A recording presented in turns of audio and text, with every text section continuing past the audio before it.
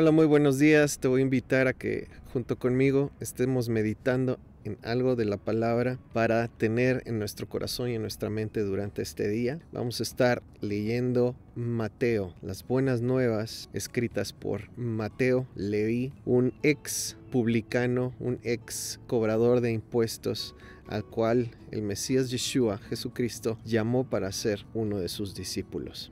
Entonces, Mateo 1, versículo 1, dice: libro de la genealogía de Jesucristo, Yeshua el Mesías, hijo de David, hijo de Abraham. Abraham engendró a Isaac, Isaac engendró a Jacob. Jacob engendró a Judá y a sus hermanos. Judá engendró de Tamar a Fares y Serach. Fares engendró a Hezrón. Hezrón engendró a Aram. Aram engendró a Aminadab. Aminadab engendró a Naxón. Naxón engendró a Salmón. Salmón engendró de Rahab a Boaz. Boaz engendró de Ruth a Obed. Obed engendró a Isaí. Isaí engendró al rey David. David engendró a Salmón, de la que fue mujer de Urías. Salmón engendró a Roboam. Roboam engendró a Abías. Abías engendró a Asa. Asa engendró a Josafat. Josafat engendró a Joram. Joram engendró a Usías. Usías engendró a Jotam. Jotam engendró a Acaz. Acaz engendró a Ezequías. Ezequías engendró a Manasés. Manasés engendró a Amón. Amón engendró a Josías. Josías engendró a Jeconíasa y a sus hermanos en el tiempo de la deportación a Babilonia. Después de la deportación a Babilonia, Jeconíasa engendró a Salatiel. Salatiel engendró a Zorobabel. Zorobabel engendró a Abiud. Abiud engendró a Eliakim. Eliakim engendró a Azor. Azor engendró a Sadoc. Sadoc engendró a Akim. Akim engendró a Eliud. Eliud engendró a Eleazar. Eleazar engendró a Matán. Matán engendró a Jacob. Jacob engendró a José, marido de María, de la cual nació Jesús, Yeshua, llamado el Cristo o el Mesías. De tal manera que todas las generaciones desde Abraham hasta David son 14 generaciones, y desde David hasta la deportación a Babilonia son 14 generaciones, y desde la deportación a Babilonia hasta el Mesías o Cristo son 14 generaciones. Entonces, Mateo o Leví comienza dando un recuento de lo que es las genealogías, de dónde viene la familia, en dónde va a nacer el Mesías, de María o Miriam. Ahora, en cuanto al trasfondo, en cuanto a el conteo de las generaciones, hay muchísimos comentarios, hay muchísimos estudios, que si son 14, 14, 14 o no, que si a la última le falta una, y bueno, hay muchas cosas que puedes conocer en cuanto al trasfondo de estas genealogías. Si quieres indagar más, nuestro objetivo es poder tomar algo práctico que podamos traer a nuestra vida el día de hoy y traer en nuestro corazón, en nuestra mente. Ya en algún momento Pablo el apóstol comentó pues que no siempre el estar discutiendo o indagando en genealogías va a producir lo mejor, y él en cambio decía que había que enfocarse en hacer buenas obras, o sea, llevarlo a la práctica. Y pues yo soy de esa forma de pensar también. Hay cosas muy interesantes, y en cuanto a estos escritos de Mateo, solo te voy a comentar, hay una fuerte evidencia de que en el original, en el tiempo en que Mateo escribió sus buenas nuevas o su evangelio, lo hizo en hebreo. Varios de los llamados padres de la iglesia desde el primer siglo, finales del primer siglo hasta el tercer siglo, comentan en sus escritos que Mateo Leví escribió sus buenas nuevas en hebreo originalmente. Ahora, de esa escritura en hebreo, pues no hay más que fragmentos, no hay más que comentarios de otros haciendo referencia a que estaban en hebreo. Pero es muy interesante porque le da un sentido mucho más preciso a todo lo que él está escribiendo. Generalmente se cree que el Evangelio de Mateo fue escrito con la intención de llegar a los fariseos, ¿ok? Así como tenemos el Evangelio de Marcos, que fue escrito de una manera más sencilla, más directa, más digamos, llana hacia los no creyentes, hacia los gentiles, el Evangelio de Mateo está escrito de tal manera que un fariseo conocedor de las tradiciones, de las reglas orales, de lo que sería el midrash, las enseñanzas de los ancianos, al ver este evangelio pudiera llegar a la conclusión de que Yeshua, Jesús, es el Mesías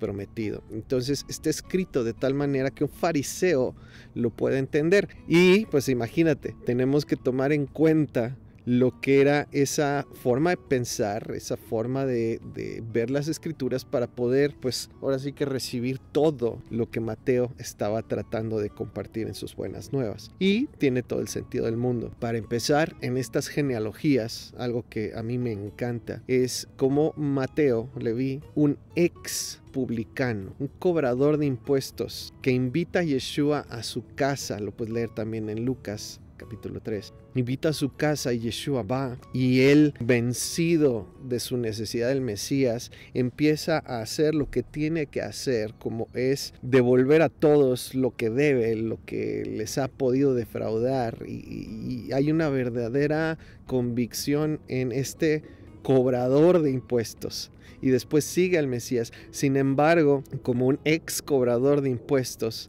él también tiene una carga, un estigma muy fuerte entre los de su pueblo, y pues no se diga, imagínate, entre fariseos. Un ex cobrador de impuestos escribiendo a fariseos. Él vendría a ser un traidor, ¿sí? Una persona no grata, una persona que es cortada de su pueblo casi. Entonces, algo que él menciona aquí en las genealogías tiene todo que ver con Mateo, y es a quienes decide mencionar en las genealogías del Mesías Yeshua. Obvio, él hace la referencia a que es el hijo de David, el rey David, y es hijo de Abraham, porque todo maestro, ¿sí? Y obviamente el Mesías tiene que venir de David y tiene que venir de Abraham, ¿ok? Entonces, obviamente ahí están mencionados. Y lo que me llama la atención, bueno, también menciona a Zorobabel, a alguien que a lo mejor muchos no conocen, pues es el que inició el regreso de Babilonia y empezó a construir de nuevo lo que son el templo en Jerusalén. Empezó la reconstrucción mucho tiempo antes de Nehemías. Entonces está haciendo referencia a que pues no solamente es descendiente de Abraham, no solamente es descendiente de David, también es descendiente de Zorobabel. Ahora, hasta ahí, pues uno diría, sí, pues es como que la familia donde tendría que venir el Mesías, sí, pero luego le sale a Mateo su propio testimonio, su propia convicción, su propia vivencia, que él, siendo un cobrador de impuestos, pueda ser parte de los discípulos del Mesías, Yeshua, Jesucristo. Es el conocimiento de primera mano de lo que es la gracia, el favor, la misericordia de Dios, que como dice el profeta Ezequiel, a aquel que reconoce su pecado, no se le tomará más en cuenta. Y es muy interesante porque él menciona entre las genealogías de el Mesías Yeshua,